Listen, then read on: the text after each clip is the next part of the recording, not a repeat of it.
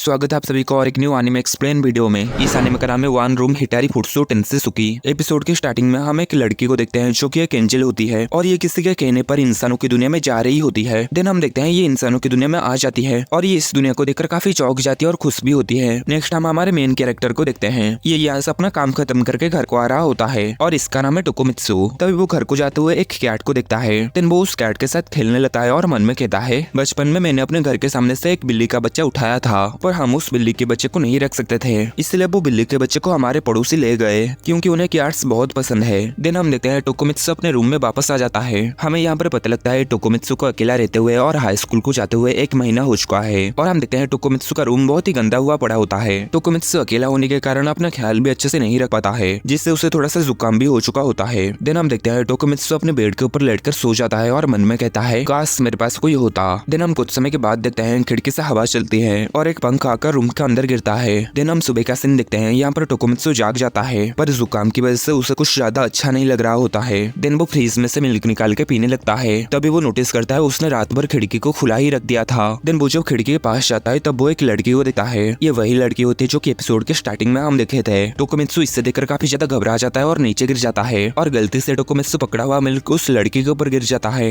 जिससे वो लड़की जाग जाती है और टोकोमित्सु इतनी सुंदर लड़की को देखकर शर्माने लगता है। आगे ये लड़की टोकोमित्सु को गुड मॉर्निंग कहती है। नेक्स्ट हम देखते हैं ये लड़की अपने आप को पानी से साफ कर रही होती है और टोकोमित्सु बाहर बैठा काफी शर्मा रहा होता है और मन में कहता है, आखिर ये सब मेरे साथ क्या हो रहा है। आखिर मैं ऐसे किसी को अपना बाथरूम इस्तेमाल करना कैसे दे सकता हूँ जो कि कल रात भर मेरे बालकनी के ऊपर सोई थी। हाँ मुझे ये पता है मैंने उसके ऊपर मिल्क डाल दिया था, लेकिन फिर भी आगे वो सोचता है क्या मेरे साथ कोई मजाक तो नहीं कर रहा है, कोई वीडियो या फिर कोई टीवी शो के लिए। दिन वो खिड़की के पास जाकर कैमरा को ढूंढने लगता है। तभी वो लड़की उसे बुलाती है और कहती है क्या मुझे कुछ पहनने को मिल सकता है। टोकोमित्सु उसे इस तरीके से देखकर काफी ज्यादा शर्मा जाता है और कहता है, हाँ मैं अभी तुम्हें कुछ पहनने को देता हूँ। देन वो उसके लिए कोई अच्छा सा साफ कपड़ा ढूंढने लगता है। देन हम देखते हैं टोकोमित्सु उसे सिर्फ एक टी शर्ट ही दे पाता है। आगे टोकोमित्सु से सॉरी कहता है और कहता है मेरे पास सिर्फ यही था। इस पर वो लड़की कहती है, प्लीज तुम माफी मत मांगो, माफी तो मुझे मांगनी चाहिए तुम्हारी बिना परमिशन के तुम्हारी बालकनी को यूज करने के लिए, इसलिए प्लीज मुझे माफ कर दो। मुझे सोने के लिए कोई जगह नहीं मिली तो मैं तुम्हारी बालकनी के ऊपर सो गई। टोकोमित्सु कहता है ठीक है मैं समझ गया। आगे ये लड़की खुद को इंट्रोड्यूस करते हुए कहती है, मेरी नाम है टोवा। टोकोमित्सु इससे देखकर मन में कहता है ये तो काफी क्यूट लग रही है। तभी टोवा कहती है तुम्हारा नाम क्या है। इस पर टोकोमित्सु कहता है मेरा नाम है टोकोमित्सु शिंतारो। इस पर टोवा कहती है तुम बहुत ही अच्छे हो शिंतारो, मुझे खुशी है कि मैं तुमसे मिल पाई और ये जरूर गॉड का काम होगा जिससे मेरी पहली मुलाकात तुमसे हुई। टोकोमित्सु ये सुनकर मन में कहता है ये तो काफी अच्छी लड़की है। आगे टोवा कहते हैं मुझे तुम्हारे फैमिली से भी मिलना है। टोकोमित्सु इस पर कहता है वो यहाँ पर नहीं है, मैं यहाँ पर अकेला रहता हूँ। टोवा ये जानकर काफी हैरान होती है और कहती है क्या तुम इतने बड़े घर में अकेले रहते हो। टोकोमित्सु कहता है क्या कहा इतना बड़ा घर। टोवा इस पर कहती है हाँ मैंने इस घर को बाहर से देखा है, इस घर में बहुत सारी खिड़कियां थी। टोकोमित्सु इस पर कहता है क्या तुम्हें पता नहीं अपार्टमेंट बिल्डिंग क्या है। देन टोकोमित्सु से अपार्टमेंट के बारे में सब कुछ बताता है। ये जानकर टोवा काफी हैरान होती है और कहती है यानी तुम्हारा मतलब इस पूरे घर में सिर्फ यही एक रूम तुम्हारा है। टोकोमित्सु कहता है हाँ ऐसा ही। आखिर तुम्हें क्या लगा था कि ये क्या है। टोवा कहते हैं मुझे लगा कि ये कमरा एक स्टोरेज रूम है। टोकोमित्सु कहता है यहाँ की गंदगी को देखकर किसी को भी ऐसा ही लगेगा। टोवा कहते तुम्हारा रूम काफी छोटा और कंफर्टेबल है। इस पर टोकोमित्सु हंसता है और उसे देखकर मन में कहता है ये लड़की काफी क्यूट है और अजीब भी। आगे टोकोमित्सु उससे पूछता है आखिर तुम मेरे बालकनी के ऊपर ही क्यों सो गई थी। टोवा इस पर कहते हैं हाँ तुमने ठीक कहा, मुझे सोने के लिए जगह देने के लिए मुझे तुम्हारा एहसान चुकाना होगा। टोकोमित्सु इस पर कहते हैं अरे चिंता मत करो, इसकी कोई जरूरत नहीं है। पर टोवा नहीं मानती और उसके पास आकर कहती है मैं तुम्हारे लिए कुछ करना चाहती हूँ, इसलिए तुम जो कहोगे मैं तुम्हारे लिए वो करूंगी। पर टोकोमित्सु उसे इस तरीके से देखकर काफी ज्यादा शर्मा रहा होता है। तभी टोवा कहते आखिर शर्मा क्यों रहे हो, बस बोल दो, मैं अपनी पावर से तुम्हारे लिए कुछ भी कर सकती हूँ। पर टोकोमित्सु कहता है मुझे तुमसे कुछ भी नहीं चाहिए। टोवा कहते क्या ऐसा है तो बहुत बुरा हुआ, पर कम से कम मैं तुम्हारे लिए कुछ खाना तो बना ही सकती हूँ। देन वो ये कहकर खाना बनाने के लिए चली जाती है। टोकोमित्सु से रुकने की कोशिश करता है पर तब तक वो चली गई होती है। आगे जब टोवा फ्रिज में देखते तो ज्यादा कुछ खास खाना बनाने के लिए होता ही नहीं। टोकोमित्सु कहता है मैं हमेशा बाहर से खाना खरीद के खा लेता हूँ और शायद इसीलिए उसका किचन बहुत ज्यादा गंदा पड़ा हुआ होता है। टोवा कहती है अगर ऐसा है तो मैं तुम्हारे लिए घर में साफ सफाई कर देती हूँ। और ऐसा कहकर वो घर को साफ करने के लिए जाने लगती है और टोकोमित्सु से फिर से रोकने लगता है और कहता है मेरी कुछ ऐसी चीजें हैं जो मैं नहीं चाहता कोई उसे देखे। और टोवा यहाँ से जाते हुए उसके पैर इन बुक से टकराती है जिससे एक 18+ वाली बुक बाहर आती है जिसको कि टोकोमित्सु नहीं चाहता था कोई इसे देखे। और टोवा उस बुक को नहीं देख पाती और आगे चली जाती है और टोकोमित्सु यहाँ पर इस बुक को छुपाने लगता है। देन हम देखते हैं टोवा बालकनी के ऊपर आकर किससे कहती है रुक जाओ ऐसा मत करो ये बुरा है। ये देखकर टोकोमित्सु जल्दी से यहाँ पर आता है और कहता है क्या हुआ। तभी हम देखते हैं टोवा दो बिल्लियों को लड़ने से रोक रही होती है और कहती है तुम दोनों ऐसा मत करो, गॉड ने कहे हैं कि हमेशा एक दूसरे के साथ प्यार से रहना चाहिए। ये देखकर टोकोमित्सु हैरान होता है और कहता है आखिर तुम बिल्लियों को क्यों समझा रही हो। नेक्स्ट हम देखते हैं टोकोमित्सु टोवा के हाथ में बैंडेज लगा रहा होता है क्योंकि बिल्लियों को रोकने के चक्कर में टोआ के हाथ में स्क्रैचेस आ गई थी। टोआ कहते उन्हें लड़ना नहीं चाहिए, लड़ना बुरी बात है। टोकोमित्सु कहता है तुम ज्यादा चिंता मत करो। वो दोनों कभी कभार लड़ती है और बाद में एक साथ मिलकर एक ही छत के ऊपर सो जाती है। टोआ टोकोमित्सु को शुक्रिया कहती है और कहती है तुम बहुत ही ज्यादा अच्छे हो सिंतारो, तुम्हारी प्योर ऑरा मेरे दिल को साफ कर देती है। आगे टोकोमित्सु टोया से कहता है मुझे यकीन है तुम्हारा कोई कारण होगा जिससे तुम घर से भागी हो, लेकिन किसी लड़की के लिए घर से बाहर रात बिताना बहुत ज्यादा खतरनाक है। क्या तुम आसपास कहीं पर रहते हो? इस पर टोया कहती है नहीं। टोकोमित्सु कहता है तो क्या तुम्हारा घर इस जगह से दूर है? टोया कहती है ऐसा नहीं है, मेरा घर हेबेन में है। टोकोमित्सु कहता है क्या कहा हेबेन, पर ये कहाँ पर है? टोया कहते हैं वहाँ पर गॉड्स रहते हैं। जो सुनकर टोकोमित्सु काफी हैरान होता है। आगे टोआ कहते हैं देर से इंट्रोडक्शन देने के लिए माफ करना,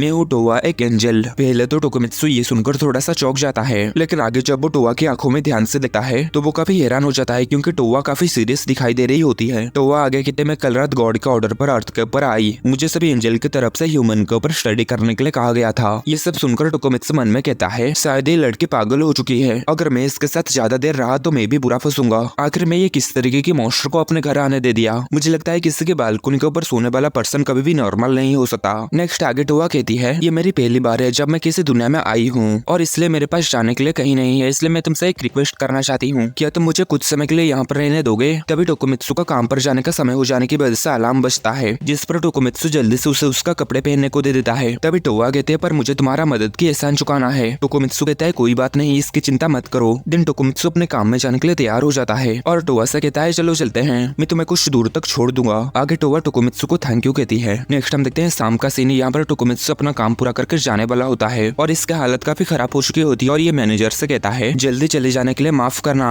मैनेजर कहते हैं कोई बात नहीं, तुम्हारा तबियत खराब है इसलिए जल्दी से घर जाके दवाई खा के आराम करना। टोकोमित्सु थैंक यू कहकर वहाँ से जाने लगता है। नेक्स्ट टोकोमित्सु दवाई खरीद के पीता है और चलते हुए मन में कहता है मुझे अपने शरीर में काफी ज्यादा जुकाम महसूस हो रहा है। दिन वो टोआ को याद करते हुए मन में कहता है मैं आशा करता हूँ कि वो अपने घर वापस चली गई होगी, पर वो बहुत क्यूट थी, मुझे नहीं लगता मैं वापस से फिर से उसे देख पाऊंगा। लेकिन तभी हम देखते हैं टोआ किसी बंदे के साथ उसके साइड से गुजरती है और वो ये देखकर चौंक जाता है और पीछे मुड़कर देता है और टोआ भी उसे देखकर काफी खुश हो जाती है। टोकोमित्सु कहता है ओ तो तुम अपने फैमिली के साथ मिल चुके हो, तो क्या ये तुम्हारे डैड हैं? टोआ कहते नहीं ये मेरे डैड नहीं है, मैं तो इधर उधर भटक रही थी और सोच रही थी कि कहाँ पर जाऊँ, तभी मुझे ये दयालु इंसान मिले और मुझे अपने साथ होटल में ले जाने के लिए बोले। जो सुनकर वो बंदा अपना मुंह घबराहट के कारण दूसरी साइड मोड़ देता है। ये सुनकर टोकोमित्सु जल्दी से उसे अपने साथ ले जाने लगता है। टोआ कहते सिंतारो आखिर तुम्हें क्या हुआ? टोकोमित्सु इस पर कहता है इसमें सब कुछ गलत है, आखिर तुम सोच क्या रही हो? भले ही तुम्हारे पास जाने के लिए कोई जगह नहीं है पर अपने आप को। तभी वो अपने बातें पूरी किए बिना ही नीचे गिर जाता है। दिन टोकोमित्सु जब अपने आंखें खोलता है तो वो अपने रूम में होता है और वो अपने सामने टोआ को देखता है जो कि उसके लिए काफी ज्यादा परेशान होती है। आगे टोआ कहती है आखिर तुम कैसा महसूस कर रहे हो, क्या तुम्हें बहुत ज्यादा पेन हो रहा है? टोकोमित्सु कहता है नहीं, अब मैं बहुत बेहतर महसूस कर रहा हूँ। और टोआ तो यहाँ पर रोने लगती है और कहती है अच्छा हुआ कि तुम ठीक हो,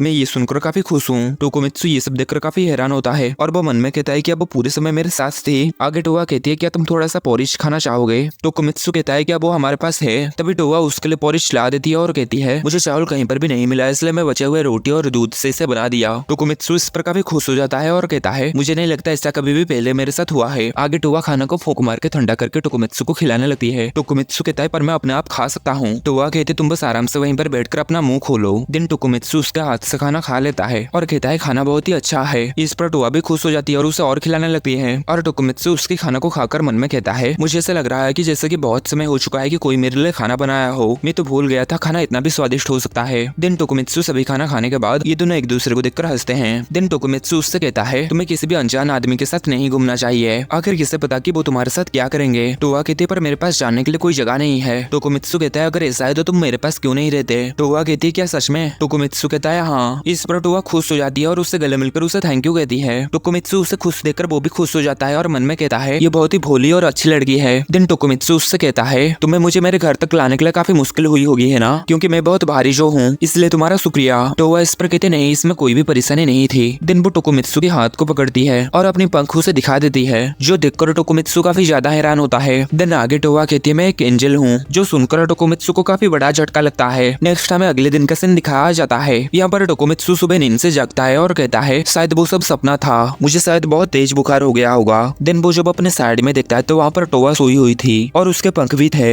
जो देखकर टोकोमित्सु काफी ज्यादा हैरान हो जाता है और जोर से चिल्लाता है, जिस पर टोआ भी जाग जाती है और कहती है गुड मॉर्निंग सिंतारो। टोकोमित्सु कहता है आखिर तुम मेरे बेड के ऊपर क्या कर रहे हो? टोआ कहती है यहाँ पर सिर्फ एक ही बेड था। तभी टोकोमित्सु नोटिस करता है टोआ जो शर्ट पहनी हुई है वो उसके लिए काफी ढीला है, इसलिए टोकोमित्सु उससे इस तरीके से देखकर काफी ज्यादा शर्मा जाता है और कहता है जल्दी से कपड़े बदल लो, हम नाश्ता खरीदने के लिए चलेंगे। नेक्स्ट हम देखते हैं टोकुमित्सु एक मॉल में आ चुका होता है और कुछ चावल खरीदने के बारे में सोच रहा होता है। तभी यहाँ पर टोवा आ जाती है और बड़े ही एक्साइटमेंट के साथ टोकुमित्सु से कहती है, शिंतारो ये देखो, अगर हम इस ब्रेड को खरीद के इसमें मिल रहा इनफ स्टिकर को इकट्ठा कर लेंगे तो हमें एक प्लेट मिलेगा। आखिर ऐसा क्यों है, क्या ये प्लेट इन ब्रेड से महंगा नहीं है? तभी टोकुमित्सु कहता है तुम्हारा पंख दिख रहे हैं और वो जल्दी से कोई उसके पंख को देखने से पहले उसको साइड में ले जाता है। आगे टोवा उससे माफी मांगती है और कहती है जब मैं ज्यादा एक्साइटेड हो जाती हूँ तब मेरी पंख अपने आप ही बाहर आ जाती है। मुझे बताया गया था कि अर्थ में मैं जब आऊँ मुझे मेरे पंख को छुपा के रखना है। देन आगे वो कहती है मैंने अर्थ के बारे में सब कुछ पहले से ही सीख चुकी हूँ और मैंने एक बुक जिसका नाम है good kids guide to life on earth उसमें से ही सब कुछ सीखा है। देन आगे शिंतारो उससे कहता है तुमने कहा था कि तुम ह्यूमंस के ऊपर स्टडी करने के लिए आए हो, लेकिन एंजल आखिर करते क्या है? इस पर टोवा कहती है हम लोगों तक गॉड्स की इच्छाओं को पहुंचाते हैं और हम ये इंश्योर करते हैं आत्मा अर्थ और हेवन के बीच में कहीं खो ना जाए। शिंतारो कहता है लगता है ये बहुत ही ज्यादा मुश्किल काम होगा क्योंकि दुनिया में बहुत सारे लोग हैं। आगे टोवा कहती है और सभी लोगों को खुश रखना ये भी हमारा एक जॉब है। शिंतारो कहता है आखिर ऐसा करने के लिए तुम क्या करते हो? टोवा इस पर कहती है मुझे लगता है यही वो चीजें जो कि गॉड चाहते थे कि मैं सीखूं। देन वो उस ब्रेड को खोल के खाने लगती है जो कि उसे काफी ज्यादा पसंद आती है और कहती है ये इतना ज्यादा टेस्टी है कि मैं इसे हर दिन खा सकती हूँ। और शिंतारो यहाँ पर मन में सोचता है मुझे लगता है मेरे मॉम डैड जो पैसा मुझे खाने के लिए देते हैं उतने पैसे से हम दोनों ही बाहर से खरीद के खाना नहीं खा सकते हैं, हमें घर में ही खाना बनाना पड़ेगा। देन वो टोवा से कहता है चलो शॉपिंग करने के लिए चलते हैं, हमें खाना और बाकी सभी चीजें खरीदना है जैसे कि टूथब्रश, क्योंकि तुम भी अपने साथ कुछ भी नहीं लाए हो है ना। टोवा ये सुनकर खुश हो जाती है और उसे थैंक यू कहती है। शिंतारो कहता है अपनी पंखों को संभालो। आगे टोवा शिंतारो के काफी पास आकर उसका जुकाम को चेक करती है और कहते हैं क्या तुम्हारा बुखार उतर गया है? उसके काफी ज्यादा पास आ जाने की वजह से शिंतारो काफी ज्यादा शर्माता है और जल्दी से पीछे मुड़कर कहता है मैं पूरी तरीके से ठीक हूँ, मुझे लगता है कि ये सिर्फ थकान थी, सर्दी नहीं। नेक्स्ट टाइम देखते हैं ये दोनों एक बड़े से शॉपिंग मॉल में आ जाते हैं। टोवा इस जगह को देखकर काफी एक्साइटेड होती है और कहती है ये तो एक बड़ी सी पैलेस की तरह है। दिन शिंतारो आगे जाते हुए उससे कहता है टोवा मेरे करीब रहना नहीं तो तुम खो जाओगी। लेकिन तभी वो जो पीछे देखता है तो टोवा किसी दूसरी ओर ही जा रही होती है। वो टोवा को वापस बुलाता है। दिन वो दोनों यहाँ पर आ जाते हैं। शिंतारो कहता है यहाँ हमें टूथब्रश और नहाने के लिए टॉवल भी खरीदना है।